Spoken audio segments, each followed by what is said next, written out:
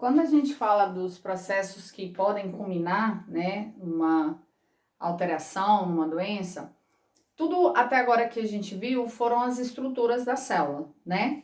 A gente viu a membrana celular, a gente viu que ela é constituída por fosfolipídios, ela é constituída por colesterol, ela é constituída por proteínas.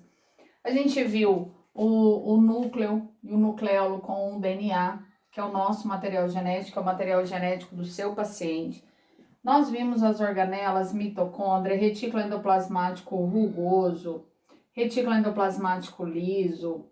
A gente viu o complexo de Golgi, nós vimos peroxissomos, lisossomos, enfim. E a gente viu a função de cada uma dessas organelas. E quando você estuda a medicina veterinária, eu sempre falei para vocês, é a base. A base é a biologia celular. Não tem como você olhar para um organismo, olhar para um paciente seu, se você não souber o que a célula faz. Depois que você entende como que a célula funciona, você é capaz de entender como um órgão funciona. Cada órgão também tem a sua função. Depois de você entender a fisiologia normal de um paciente, aí você começa a entender como que as doenças podem acontecer. Aí você vai entender de clínica, aí você vai entender de cirurgia, de farmacologia, de anestesiologia. Então você precisa ter esse conhecimento de base, biologia celular e fisiologia celular, a fisiologia do corpo todo. Então assim, revise essas organelas, por favor, vocês precisam saber o que elas fazem. Eu mostrei até agora tudo o que acontece de normal, tudo que acontece de bonitinho. Porém, podem ter algumas alterações e é aí onde começam a surgir as doenças.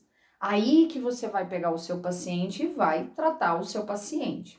Lembrando que a farmacologia, o alvo principal do estudo da farmacologia é saber a classe de medicamento que ele faz na célula, beleza? Que é o que a gente fala de farmacodinâmica. Bom, se a gente pensar, essa máquina toda, né? A célula, a unidade celular, tem várias coisas importantes. Por exemplo, o retículo endoplasmático liso, ele sintetiza lipídios, né, gordura. É extremamente importante.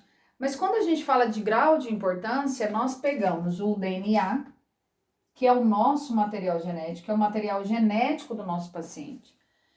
E nós pegamos a função dele, eu já falei isso com vocês, a função dele, gente, é fazer uma leitura de uma parte dele, que é o gene, que é produzir o RNA, os RNAs, né? Ribossômico, transportador, mensageiro.